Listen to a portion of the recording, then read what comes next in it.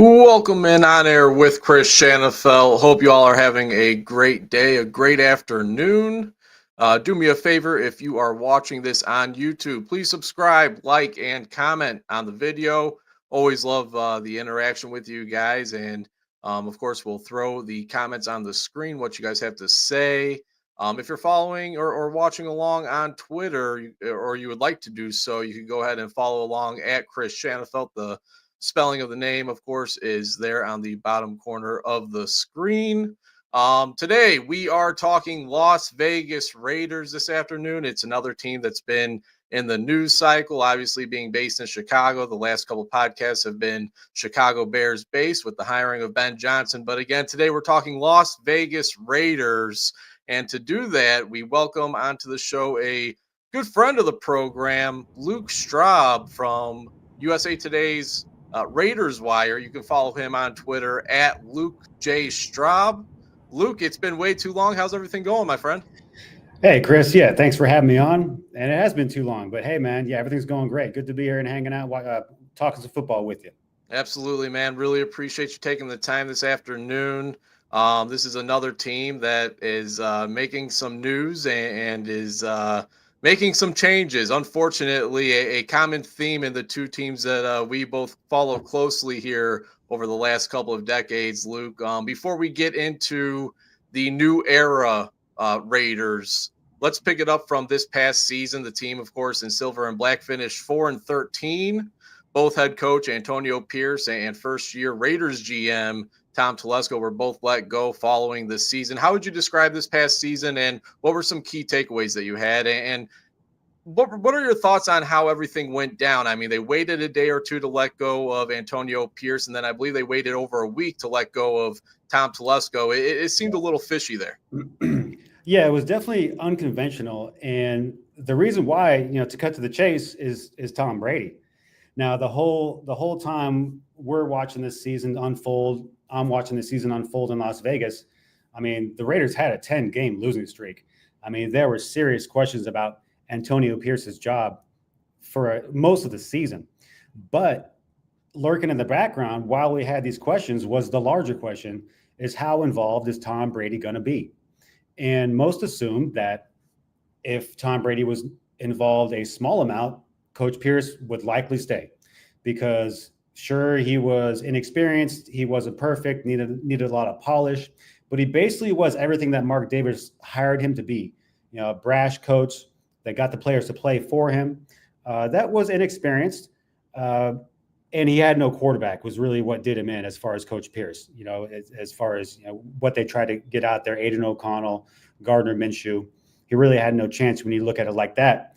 But his chance, he did have a chance to return, but once Tom Brady, it became clear he was running the show. There's no way, man. And honestly, I like Coach Pierce a lot. I thought he was a great choice for the Raiders coach. I thought he did what he was brought in to do.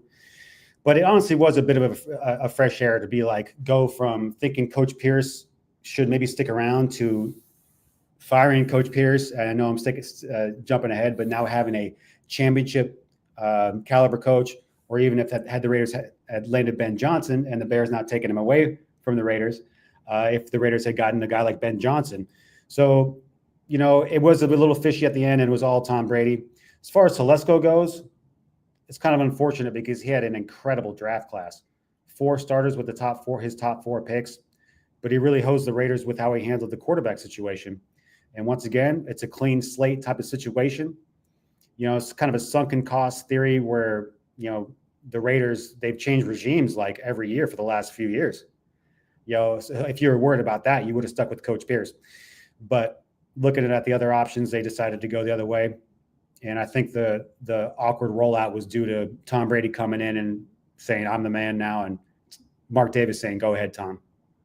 As you said, Tom Telesco didn't have a lot of time to really construct this roster, but in the short time that he did have, he did have some impressive players that he chose. Speaking of which, rookie tight end Brock Bowers wrote his name all over the record books. I mean, 112 receptions, 1,194 receiving yards, both NFL records for a rookie tight end, something we haven't seen before. He broke records of former Bears legend Mike Ditka going back to the 1960s. So that just goes to show how impressive of a season that he had, especially considering the down play that you guys had at the quarterback position.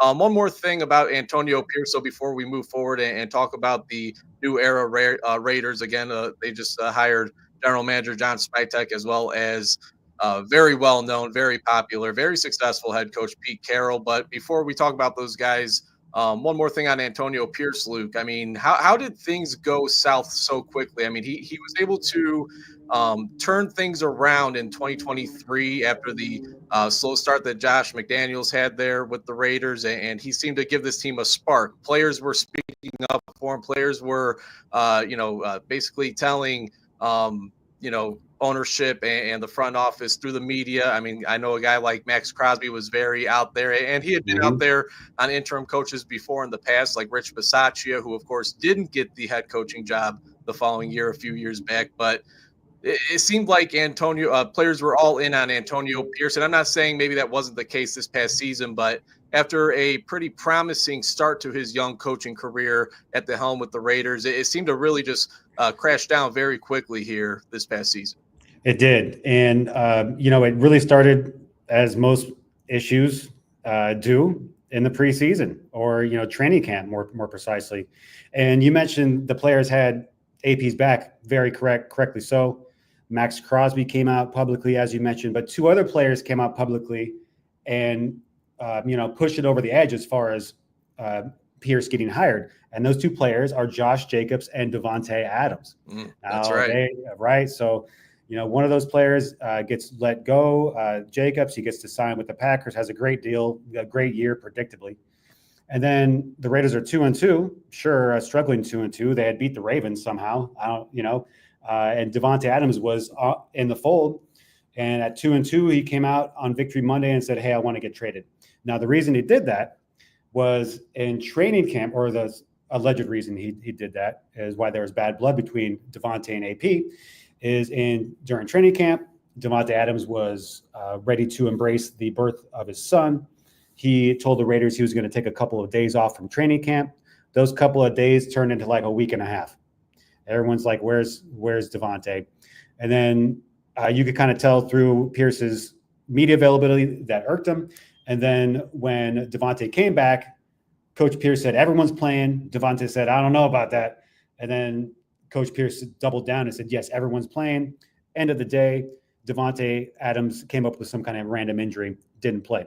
So there was just, that's kind of where it started. And then you throw on top of the fact that Pierce made his own mistake by not starting Aiden O'Connell, who we had the success with the year previous that you mentioned. They went with Gardner Minshew instead. And he went with Gardner Minshew at the suggestion of a name you might know, Luke Getsy. Getsy wanted Gardner Minshew instead of Aiden O'Connell. That was a huge mistake.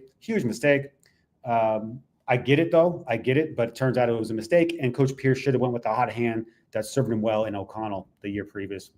Certainly. Yeah, certainly. Luke Getsy brings back memories. Of course, he's now back as the new quarterbacks coach in Green Bay, where he, of course, got his start with the Packers.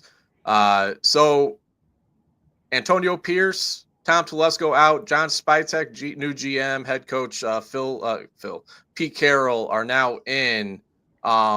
Take us through what this coaching search was, this GM and coaching search, how this got brought about. I mean, there was a ton of rumors again that Tom Brady really wanted Ben Johnson, the former Lions offensive coordinator who took the job in Chicago. A lot of people were thinking, hey, maybe during that Lions and Washington Commanders playoff game that Tom Brady was broadcasting, maybe there could be a conversation had there. Obviously, that would be against league rules. But again, this is Tom Brady that we're talking about. How did these two guys land these positions with the Las Vegas Raiders? And you mentioned it's still kind of a question on, Tom Brady's hold on this position, the part ownership that he has with the Raiders. I mean, was this his idea? Were these his two guys that he chose and decided to hire for the Las Vegas Raiders? Spytech, almost certainly. Yeah, they go back to they went to school together at University of Michigan, won a national title there, I do believe. Spytech brought Tom Brady, or he was there in Tampa Bay when Tom Brady moved to the Buccaneers, won a world title there. So there's a lot of overlap there, and yeah, the reporting is that that's clearly Tom Brady's guy, and he went to the mat for Spytech. I, in general, like the hire. I mean, it's a GM. They come in talking most of the same things most of the time. They want to get guys that love football. They want guys that love ball. And all this and all that. We'll see how well he does. Tom Brady. This is these moves have to hit. So this is one of his first major move, I suppose, unless you count firing Coach Pierce, whatever his involvement was there. So in general, I like the hire, but he's got a lot to prove. Just Spytech, he's never run the show before. How well are his organization? How good are his organizational skills and all that? Pro scouts, college scouts. There's a lot that goes into that scouting office, as we know. So I'm cautiously optimistic there. But Pete Carroll, that's like the exact opposite. We know everything there is to know about Pete Carroll. I mean, and also personal shout out. He hails from the same region of the country I hail from, the North Bay area. He went, and actually, a small personal note, I played my last high school football game at Redwood High in Larkspur, which is where Pete Carroll graduated high school. Oh, wow. I also a good friend of mine, Pete Cooney, went to school with Pete Carroll. So Pete Carroll around here is a home boy. So you might be a part of the staff next week, Luke. Let's go, man. Let's send this video out. Let's promote. Sign me up. But yeah, what a wonderful hire. Now his age is, and you would ask me about it. I was a little bit, cautious about how much I like the hire. But the more I think about it, there's one huge truth that keeps coming to the top, and that's that coaches that have won a Super Bowl, they're just not out there to be hired. To have that, and not only have him won a Super Bowl, he's won an NCAA title. He's proven that he can develop young players. He appears to be youthful enough. I was joking with a couple of my buddies that, Pete Carroll, that'd be great. I hope he aces his interview because he's got to be all there. Like, let's not get it twisted. He's not a young man. So I'm very excited about it, just based off his experience. And the Raiders are in dire need of a culture reset, probably more than anybody in sports. I mean, you look at this team that moved to Vegas 5 years ago, they don't really have a culture yet. They don't. They have a leftover culture from the Oakland Raiders, which is valid. But really what's going on in Vegas is, and this is something Pete Carroll mentioned in his press conference, is it's become a destination for other teams, not really a destination for Raiders fans. So that needs to change. Pete Carroll's aware of that. And I think he's the most accomplished guy by far out there. And he appears like he has enough youthful, attitude to get that done. So I'm very excited about Coach Pete Carroll to see if he can, turn this program around, as he puts it, like he did with USC and Seattle, the Seahawks. Right. And it's a very short list, as you had mentioned, a very short list of coaches that have won both a Super Bowl and a national championship in the college game. You got Jimmy Johnson, Barry Switzer, and Pete Carroll. That's the list as of now. I mean, you got Jim Harbaugh with the Chargers. Of course, he's won a national championship, but Speaking of that, yeah, go ahead. If I may, with Jim Harbaugh, as we can all recall, the Pete Carroll, Jim Harbaugh battles at USC and Stanford, those are going to get back going. And plus, of course, look at all the coaches in the AFC West. I mean, that's for the Raiders to actually find a guy out there without a job and bring him into that division and have him be able to stack his resume up against those other guys. Man, that's huge.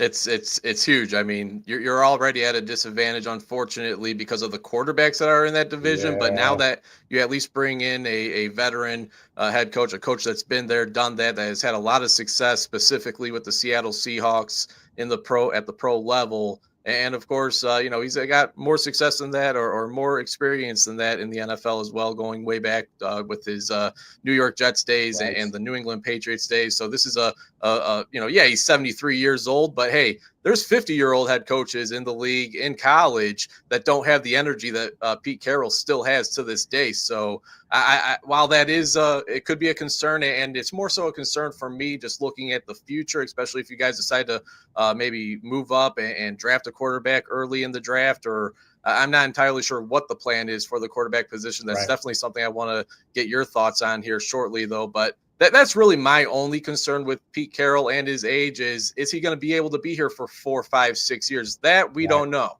That's a valid concern. It's a valid concern that there has been talk of like some sort of finding a successor, kind of like the model would be what the Buccaneers did with Bruce Arians and with Todd Bowles, I guess, right? For a while, it looked like it was going to be Byron Leftwich. But yeah, that's a valid concern. And, looking at how quickly Pete Carroll was able to turn the Seahawks around, in general, they were like 7-9 the first year, made the playoffs, missed the playoffs the next year, and then boom, they're in the middle of things. So that's a valid concern, and I do want to see the Raiders address that somehow with these coaching hires they're about to make, which is who knows how that's going to go. I will say one thing I absolutely love going back to Pete Carroll's first year in Seattle. They spend all that money on Matt Flynn, and you know what? A third-round pick, a third-round quarterback was still able to beat him out, and that would be Russell Wilson. We know the success that they both had together. So it seems like he's always had that best man wins the job mentality, and you go back and look at that defense. He is a defensive-minded coach. I think a lot of people kind of forget about that. You look at a lot of those draft picks, they were later-round picks that ended up turning into what we know now as the Legion of Boom. Right. So again, it is an exciting time, I got to imagine, to be a Las Vegas Raiders fan. I mean, at least a time to be optimistic. This is a time where we can celebrate, Luke. This is a time as Bears fans, as Raiders fans. I mean, I hate saying, oh yeah, we won the offseason this year, but you know what? If we don't do that, I don't know how we keep our sanity.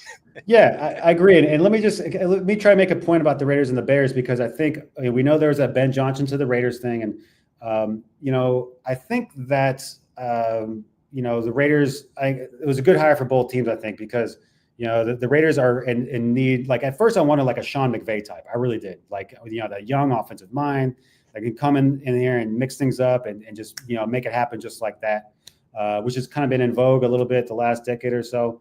And that was what Ben Johnson was. But of course, that would have been cool to get that. But, given the Raiders situation and the dire need for more than X's and O's, we ended up in a pretty good place. And I think optimistic is well said. There's been a while since Raiders fans and advocates can have a legitimate reason to be optimistic. Usually it's based off not much. But now it's really based off almost nothing, usually. But now we have something, hey, it's Pete Carroll. Look at his record. So, yeah. We're optimistic, man. It's kind of nice.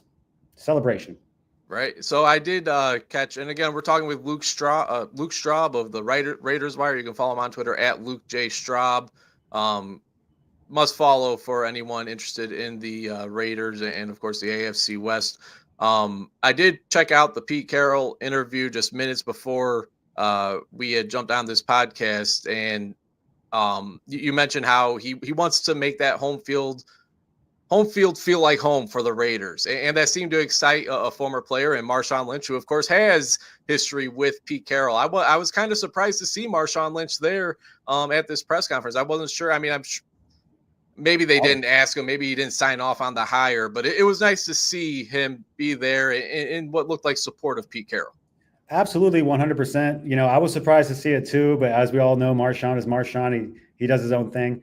And more than that, it's like, and this is kind of, I've heard this secondhand, to be honest with you, but I have heard reports of more former players coming out and congratulating Pete Carroll on social media. I haven't heard like the Seattle Seahawks congratulated him, which is like, what? I've never heard of that. So he's clearly beloved, by everyone that's run across him in his profession, and and not just for being a nice guy, for being a productive guy.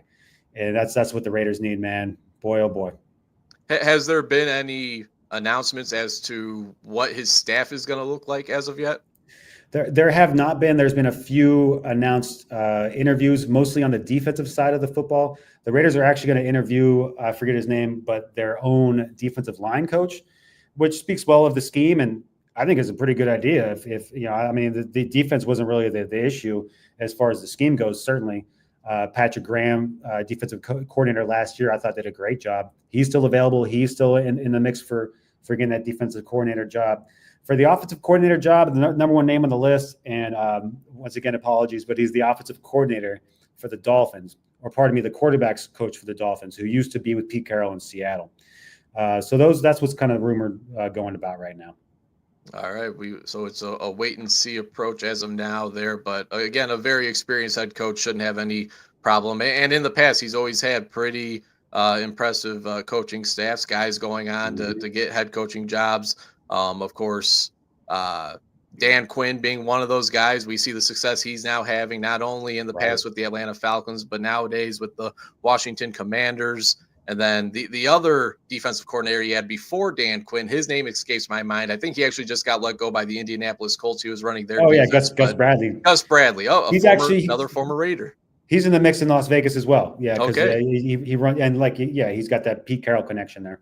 There you go. So Gus Bradley might be returning to the silver and black. What's the plan at quarterback? Obviously, the big talk is Tom Brady being the part owner and kind of maneuvering the strings behind the scenes and having an impact on these hirings. Does he have any plan, or I guess this is more of a John Spytek question, and I know he's still new to the organization, Luke, but what's his philosophy? What's his plan at the quarterback position?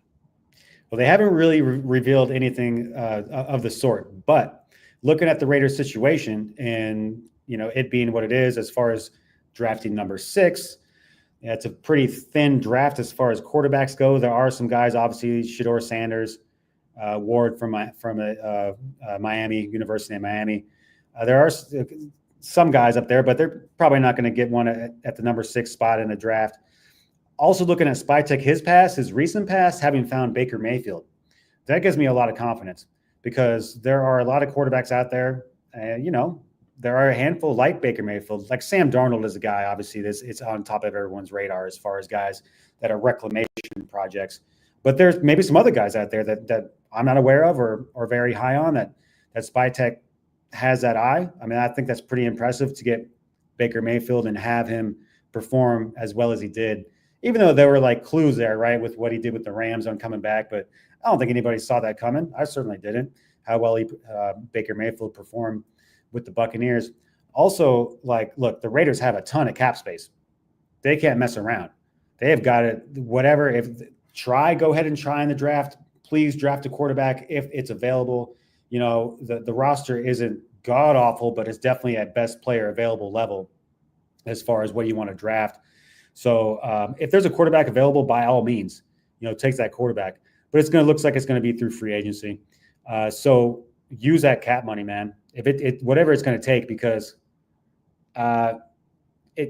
you really can't do what they did last year. You just can't go roll out there with Aiden O'Connell and Gardner Minshew. You just can't do that. And that's if we didn't make it clear earlier, that's why Tom Telesco's gone. His draft class was incredible. Best draft class the Raiders have had in a long time.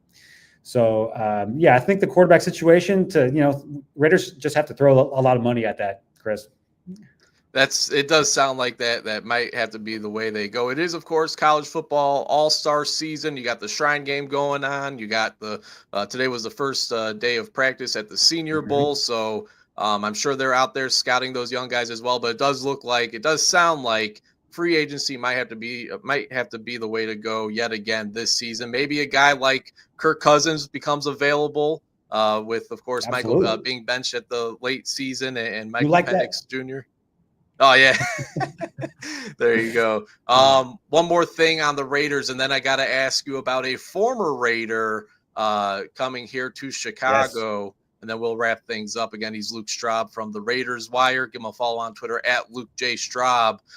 Max Crosby, it seems like the lack of success with the Raiders is starting to take a toll on him finally. He's always been Raiders through and through, not saying he isn't anymore. He's one of the more passionate players in the franchise. He's got the damn team logo tattooed on him. Right. He was also in attendance at the press conferences the other day. What's the current status on Max Crosby, and is there a legit chance that they do decide to move off of him trade? Sure. No, I think you're totally right to point out that that door finally creaked open as far as Max Crosby is saying, like, well, maybe I do want to look around. I'm not as young as I used to be, is kind of what, I'm reading between the lines there too. Plus, his contract has run out of guaranteed money. No more guaranteed money on that contract.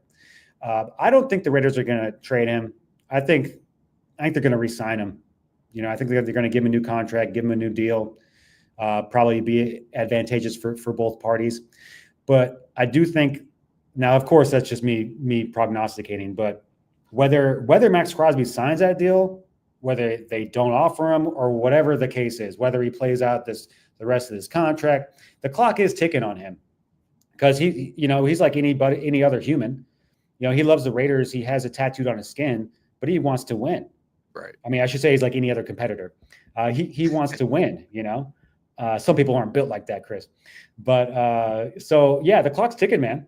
No matter what the particulars are, like it's not hard to imagine. This is like his 10th rebuild or whatever. I mean, if this doesn't work out, or if they had hired someone really whack, maybe he would have wanted out right then.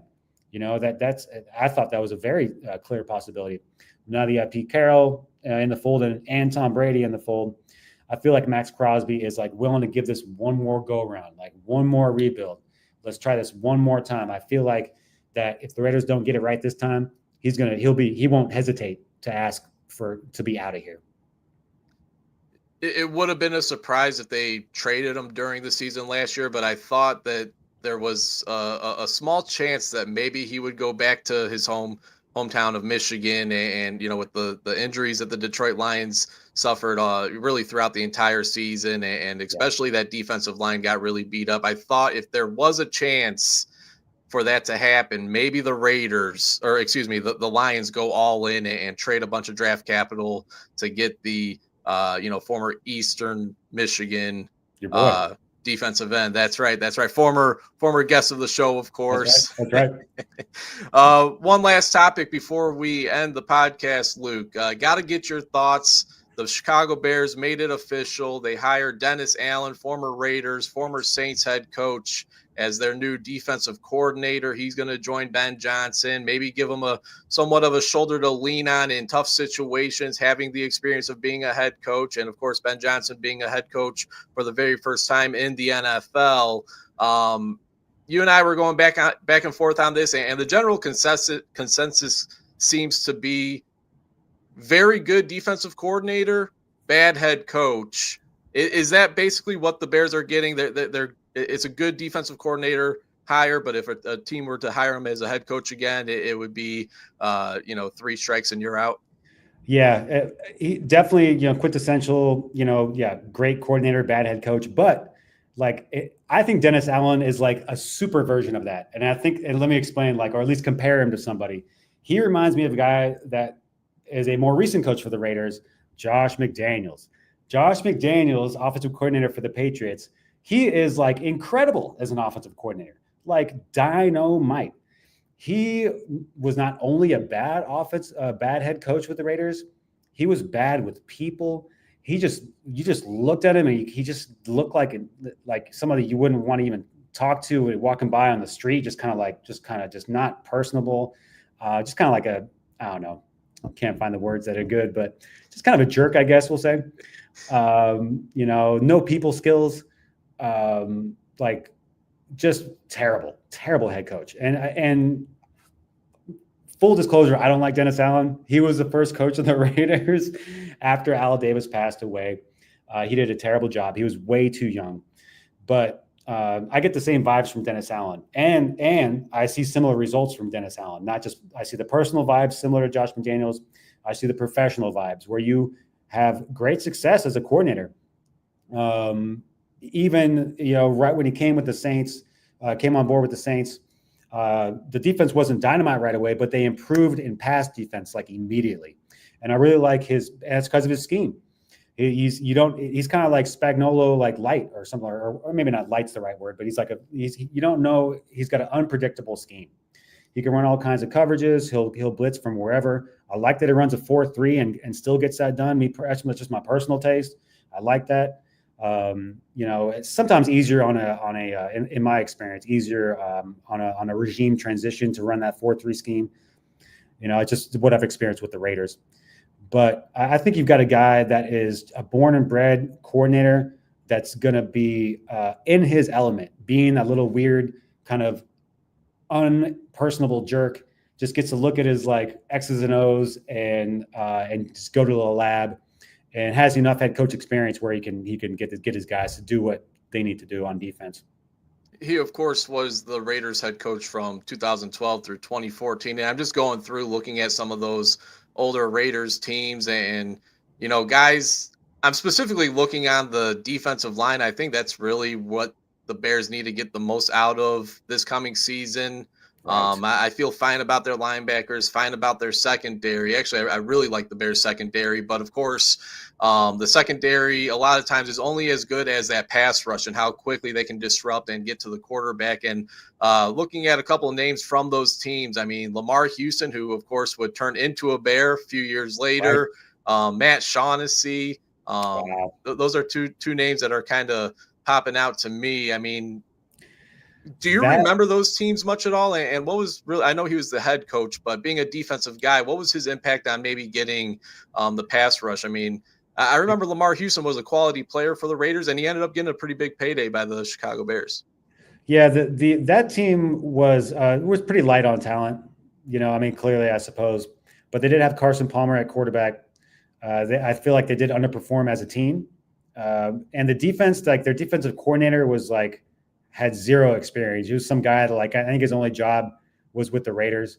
But I mean, they were bad teams, Chris. They were really bad teams, and more than anything, it was like sometimes when you look at a coach, and this is just we all watch football, we all think we know what we're looking at and seeing, but I don't know, man. He just didn't really look like he had control of the situation. He was just far too young. It was a really bad hire by Reggie McKenzie. I don't even blame Mark Davis for that. I'll blame the Raiders' former general manager. He was just far too young for the opportunity. And more than that, once we saw, what a mature Dennis Allen was like, it was still too much for him. But yeah, they did. Lamar Houston was a guy that was just, a good player. I think I just give him credit for what he did personally. I don't think that Allen had a lot of impact, and they were light on talent, man, big time. Definitely hoping he can get a little bit more out of Montez Sweat than what we've seen this past season for the Chicago Bears. Again, Dennis Allen, former Raiders, former Saints head coach, new defensive coordinator in Chicago. Luke, appreciate you hopping on here this afternoon, man. It's been great chatting. We're going to have to do this again very soon because there is a lot really about both of these teams that we can talk hours about. But I'll let you out of here, man. Really appreciate you taking the time today. Before I let you go, please let the people know where they can check out your work at. Yeah, thanks, Chris. Yeah, you can catch my work at the Raiders Wire at is it RaidersWire? Yeah, RaidersWire.com. And also, me and my buddy have a podcast. It's called the Raiders in Paradise Podcast. You can check that out. Also, I'm on Twitter/X at Luke J. Straub. Yeah, man. Thanks, dude. Appreciate it, Luke. Hey, you guys still have the cleanest podcast logo out there, man. Badass. Much appreciated. Keep up the great work, man. We'll have to chat again soon. Thanks again, Chris, man. I'd be happy to come on again. Awesome. There he goes, Luke Straub, again, at Luke J. Straub on Twitter. You guys can follow me on Twitter at Chris Shanafel. Of course, the spelling is down below. Really appreciate everybody tuning in. Again, please like, subscribe to the YouTube channel.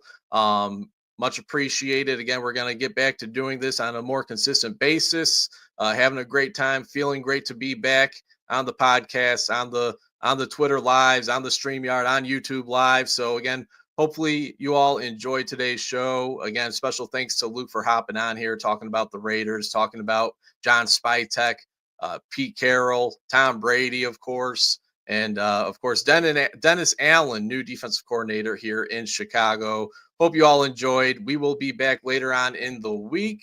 Until then, take care, everybody.